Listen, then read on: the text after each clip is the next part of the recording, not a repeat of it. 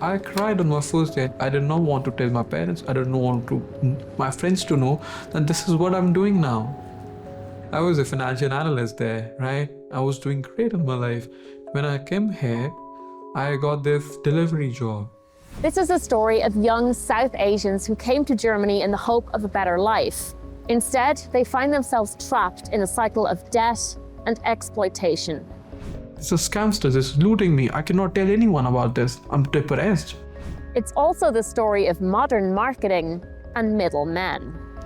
Education, housing, job, everything is managed by middlemen. You give so much money, and then before you want to go back, you think of all these loans and the debits that you have. So you want to go back, but you cannot because of this financial pressure. The economics of broken dreams.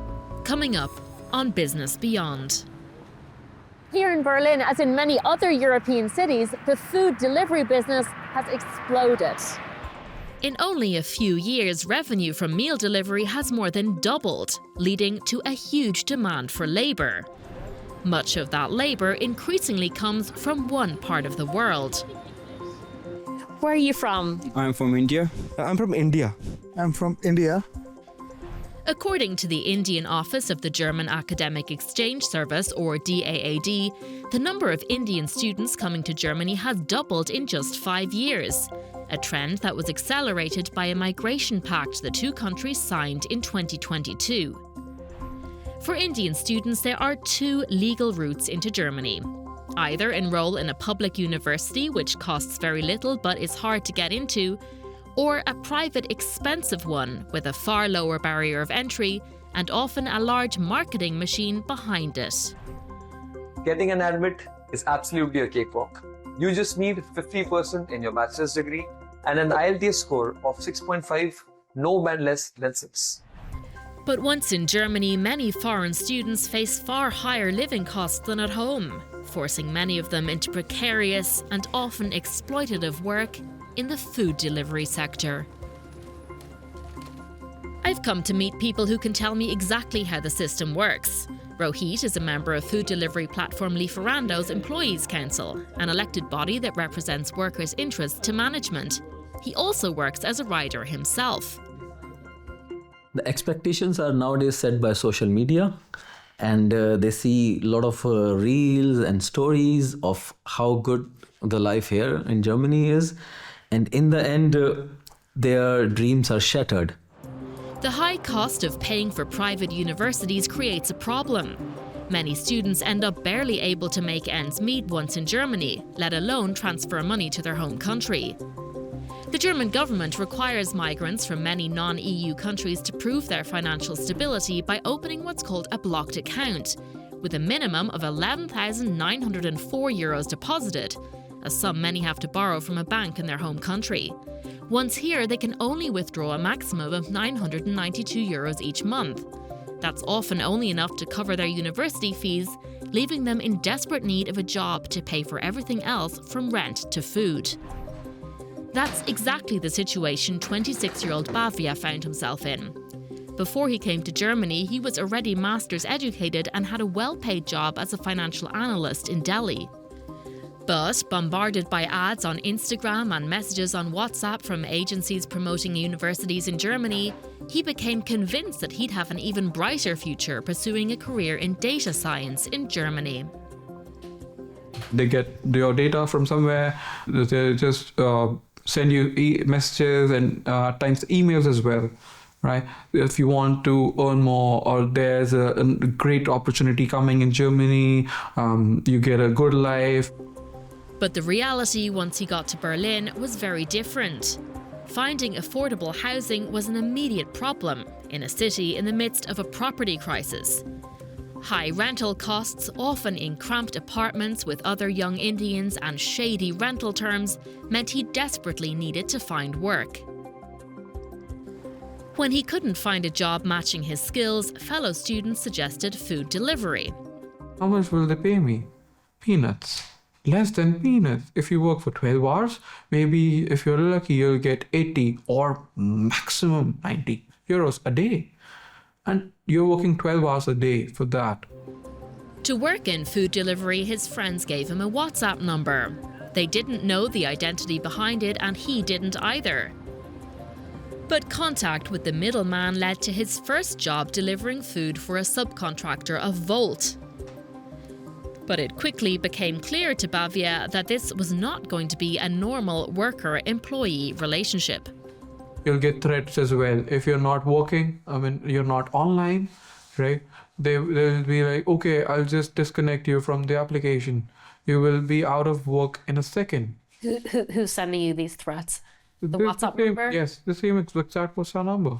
They will tell each and every student, they will just force them to work maybe 10 hours or 12 hours a day. And then if they do not, they just cut them off immediately. They do not have any obligation towards you. They can do that easily. It's so easy for them. One day you're working, another day you're jobless. Officially, he was supposed to be paid by the hour, but that wasn't how it worked in practice.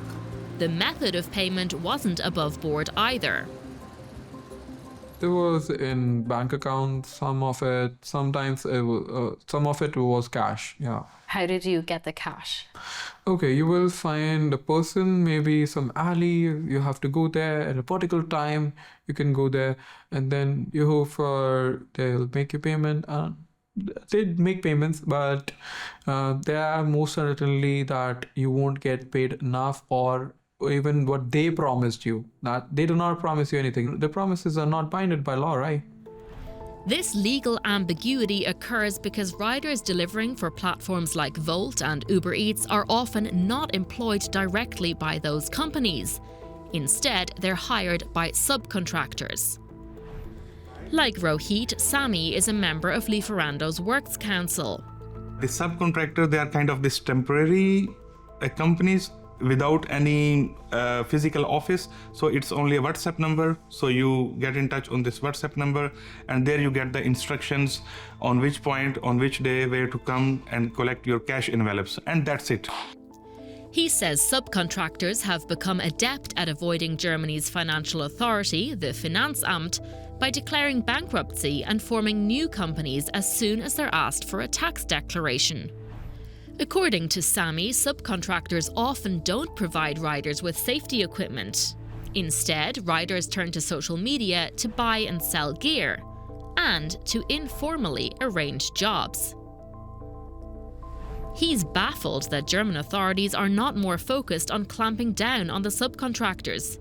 He says they're effectively gaming the system so they can avoid paying normal costs associated with having employees. How the subcontractor benefit is, it's not only they are exploiting the migrant workers, it's actually systematically stealing off millions of euros of taxes from the social security and from the healthcare. And that makes me worries about where our German authorities, why they're not looking at this thing. I asked Berlin Senate's Department of Finance how it deals with companies that regularly change their structure. It said internal mechanisms ensure that tax matters are traceable and that the tax obligations of both the old and new company are enforced.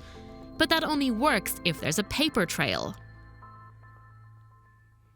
Many riders don't receive any contracts at all, but I have managed to get my hands on one document that some riders working for a subcontractor of Uber Eats have received. I asked Mo, another member of the Lieferando Works Council, to walk me through it. He points out a number of inconsistencies. It's a limited contract which has a duration of 3 or 4 months, but then tries to arrange a probation time of 6 months, which does not make any sense. There's a German work time law which says either you have a maximum amount of hours to work and agreed upon, or you have a minimum amount. And what this contract tries to do is to do both, and then as well speaks about an average amount. This is at least not following the logic of the law. Still, the fact that this piece of paperwork exists at all already gives workers more rights than they would otherwise have. This is the first step towards pushing, improving these work contracts and improving the work conditions, which is literally impossible if your employer is a WhatsApp number.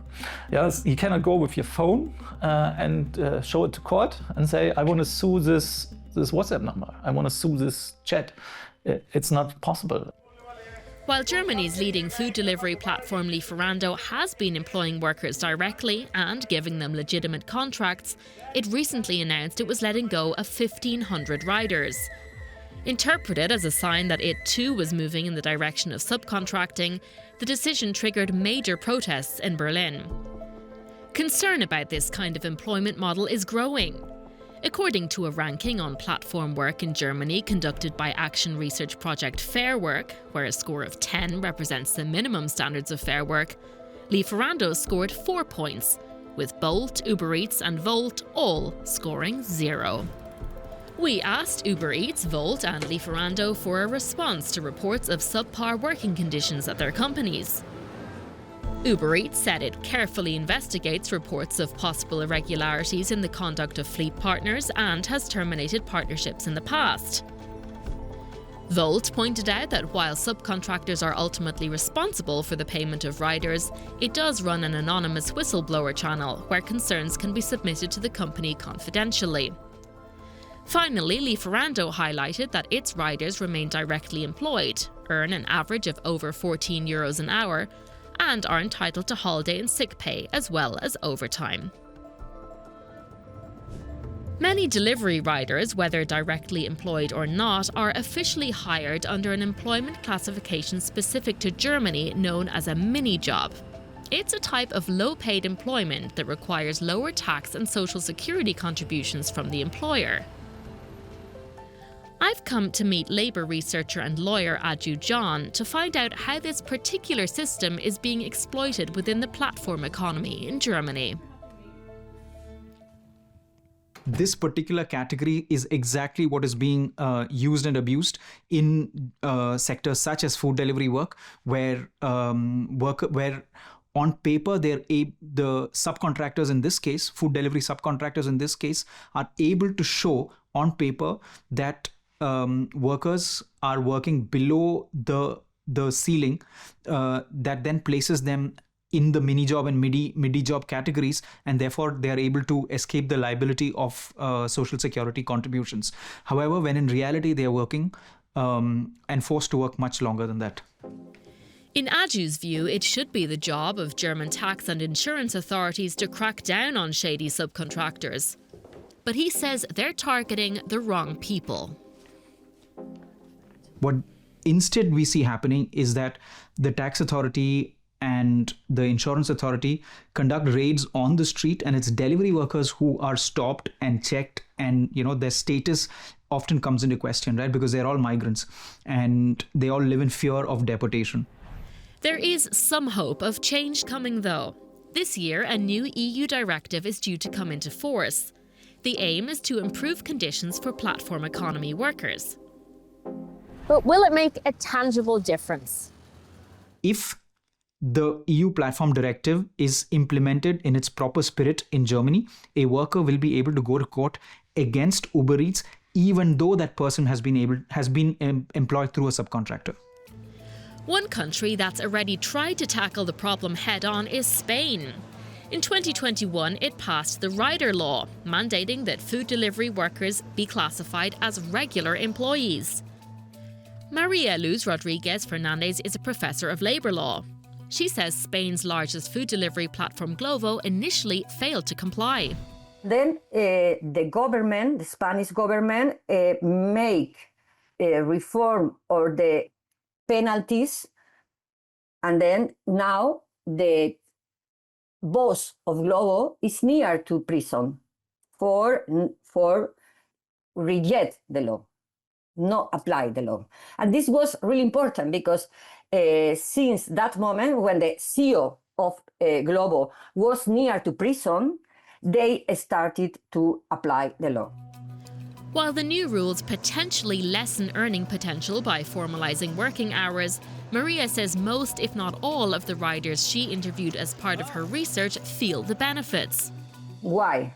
About all for social security benefits, because before that they didn't have any, or they had less social security benefits. And for them, this is important. One thing that's especially struck me while reporting this story is how middlemen pop up at every level. From recruiting students from India to housing them once they're here, and finally getting them into the food delivery business. Having completed his master's in data science, today Bavia is busy applying for jobs, hoping to find a position that matches his skills before his visa runs out. But so far, he's had no luck.